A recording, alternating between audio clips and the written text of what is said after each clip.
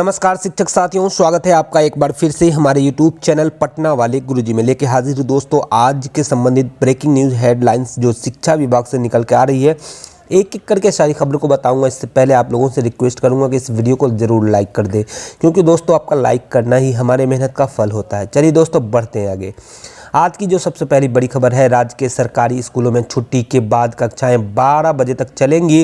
राज्य भर के सरकारी स्कूल गर्मी की छुट्टी के बाद 16 मई से सुबह 6 से दोपहर 12 बजे तक चलेंगी। बच्चों को मध्याह्न भोजन 10 से 10:30 बजे के बीच दिया जाएगा। स्कूलों का यह समय 30 जून तक प्रभावी होगा। गर्मी के कारण बच्चों के स्वास्थ्य में प्रतिकूल असर नहीं पड़े, इसको देखते हुए शिक्षा विभाग ने यह निर्णय लिया है। मालूम हुआ है कि गर्मी की छुट्टी के पहले 10 से 4 बजे तक स्कूलों में शिक्षण कार्य हो रहा था। सरकारी स्कूलों में 15 अप्रैल से 15 मई तक गर्मी की छुट्टी है। विभाग के माध्यमिक शिक्षा निदेशक कन्हैया प्रसाद श्रीवास्तव ने सोमवार को यह आदेश जारी किया है। उन्होंने कहा है कि 16 मई से सुबह 6 से 12 बजे तक शिक्षक कार्य चलेंगी। 12 बजे के बाद शिक्षक स्कूल के कमज़ोर बच्चों को मिशन दक्ष के तर्ज पर पढ़ाएंगे। साथ ही बच्चों की कॉपियों की भी जांच की आदि का कार्य होगा। शिक्षक 1:30 बजे स्कूल से प्रस्थान करेंगे। विभाग ने सभी जिला शिक्षा पदाधिकारियों को निर्देश दिया है कि इस दौरान स्कूलों में बच्चों की 90% उपस्थिति सुनिश्चित कराएं। इस संबंध में प्रधानाध्यापकों को भी आदेश जारी किया गया है। चलिए दोस्तों बढ़ते आगे और अगली खबर बताते हैं आपको। अगली जो खबर आ रही दोस्तों, नियोजित शिक्षकों को शीघ्र ही कालबद्ध प्रोन्नति दी जाएगी।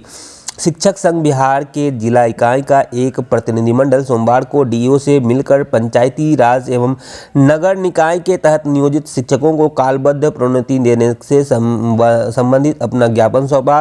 संघ के जिला अध्यक्ष उमेश तिवारी के नेतृत्व में ज्ञापन सौंपकर डीओ से आग्रह किया गया कि बिहार नगर व पंचायत प्रारंभिक विद्यालय सेवा स्थानांतरण अनुशासनिक कार्रवाई एवं सेवा शर्त नियमावली 2020 के नियम 16(2) के अनुसार नगर व पंचायती प्रारंभिक शिक्षक संवर्ग के बेसिक ग्रेड के शिक्षक जो पद पर योगदान की तिथि अथवा प्रशिक्षण अर्हता प्राप्त करने की तिथि जो बाद में हो, उसके बाद से न्यूनतम 12 वर्ष की लगातार संतोषजनक सेवा कर चुके हैं, उनको अगले वेतनमान यानी कि स्नातक कोटि में प्रोन्नति देने संबंधित आदेश निर्गत किया जाए। संघ के जिला अध्यक्ष ने बताया कि डीओ ने प्रतिनिधिमंडल की बातों को गौर से सुना तथा इस पर शीघ्र ही सकारात्मक निर्णय लेने की बात कही। प्रतिनिधिमंडल में जिला उपाध्यक्ष दिवाकर कुमार सिंह तथा जिला कोषाध्यक्ष मोहम्मद फखरुल हसन आदि शामिल थे। चलिए दोस्तों आगे बढ़ते हैं और अगली खबर बताते हैं आपको। अगली जो खबर आ रही दोस्तों, सासाराम से निरीक्षण में गायब मिले 36 शिक्षक। दोस्तों बता दूं आपको कि सरकारी विद्यालयों में विभाग द्वारा लगातार निरीक्षण किया जा रहा है ताकि विद्यालयों में शिक्षक ससमय उपस्थित हों, जिससे विद्यालय में पठन पाठन का माहौल बने। बावजूद शिक्षकों का अनाधिकृत रूप से अनुपस्थिति जारी है। शनिवार को 12 प्रखंडों की जांच में 52 शिक्षक अनाधिकृत रूप से अनुपस्थित पाए गए थे। अनाधिकृत रूप से अनुपस्थित रहने वाले 52 शिक्षकों को नो वर्क नो पे के आधार पर 1 दिन की वेतन कटौती का आदेश भी जिला शिक्षा पदाधिकारी द्वारा दिया गया था।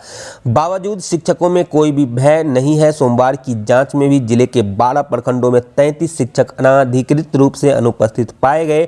अनाधिकृत रूप से अनुपस्थित रहने वाले शिक्षकों का 1 दिन के वेतन कटौती का निर्देश डीओ द्वारा दिया गया। अनाधिकृत रूप से अनुपस्थित रहने वाले शिक्षकों में अकोढ़ गोला प्रखंड के पीएस बोरीडोही के शालू पाठक, विक्रमगंज प्रखंड की एचएस तेंदुनी की पुष्पा कुमारी व योगेंद्र प्रसाद, चेनारी प्रखंड के पीएस ममरेजापुर के देवेंद्र गोबेसे इत्यादि लोग थे। चलिए दोस्तों बता दूं आपको कि डीओ मदन राय का कहना है कि अनाधिकृत रूप से अनुपस्थित रहने वाले शिक्षकों के 1 दिन के वेतन की कटौती की जाएगी। निरीक्षण लगातार जारी रहेगा। चलिए दोस्तों बढ़ते हैं आगे और अगली खबर बताते हैं आपको। अगली जो खबर आ रही दोस्तों, सीवान से शिक्षकों के सामने बड़ा संकट, एक ही समय 2 प्रशिक्षण। दोस्तों जिले के शिक्षक असमंजस्य में फंसे हुए हैं।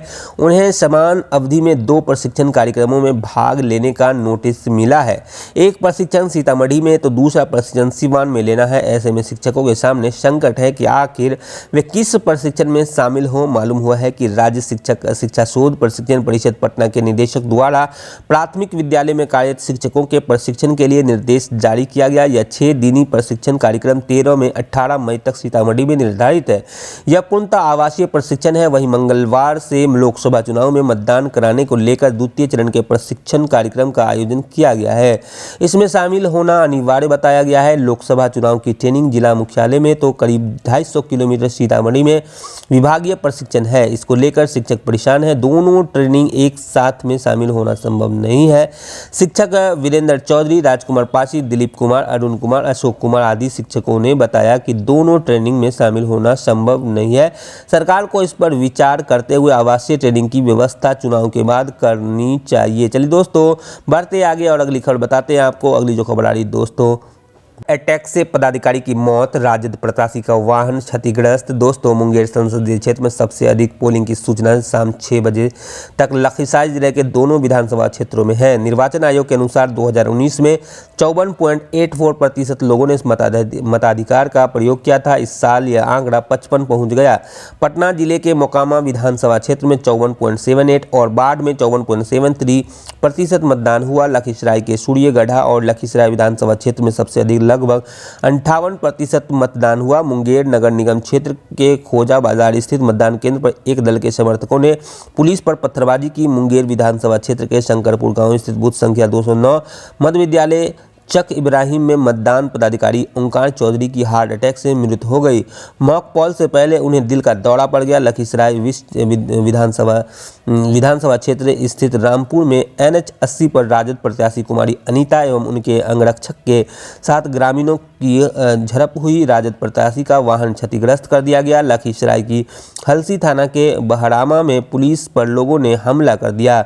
इसमें हलसी थाना अध्यक्ष और एक चौकीदार जख्मी हो गए। राजद प्रत्याशी और जदयू के राजीव रंजन सिंह उर्फ ललन सिंह के बीच मुख्य मुकाबला हुआ है। चलिए दोस्तों बढ़ते आगे और अगली खबर बताते हैं आपको।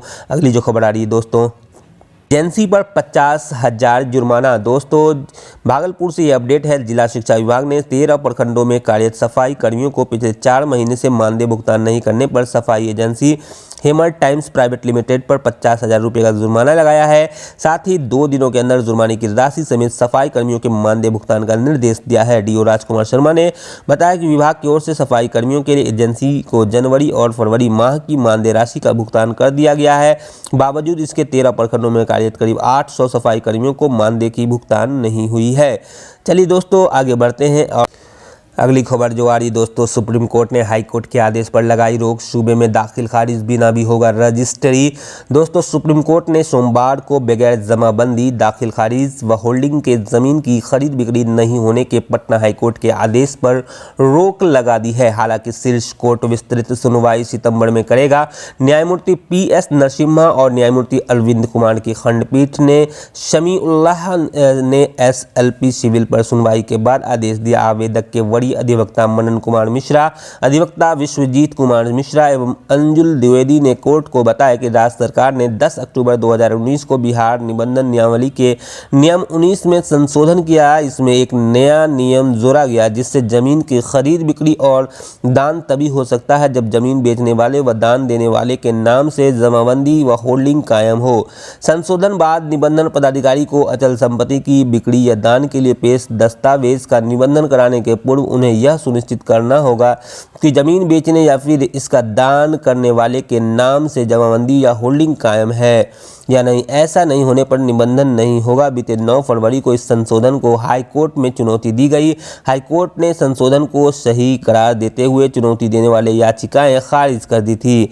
अब इस फैसले के बाद संशोधन पर लगी रोक स्वतः निरस्त हो गई। चलिए दोस्तों इस अपडेट को यहीं पे समाप्त करते हैं। न्यूज़ देखने के लिए बहुत बहुत धन्यवाद। आपका न्यूज़ पसंद आया हो तो इस वीडियो पर लाइक का बटन ज़रूर दबा दे दोस्तों, और इस वीडियो को जहाँ तक हो सके ज़्यादा से ज़्यादा अपने शिक्षक साथियों के साथ ज़रूर शेयर करें। धन्यवाद दोस्तों।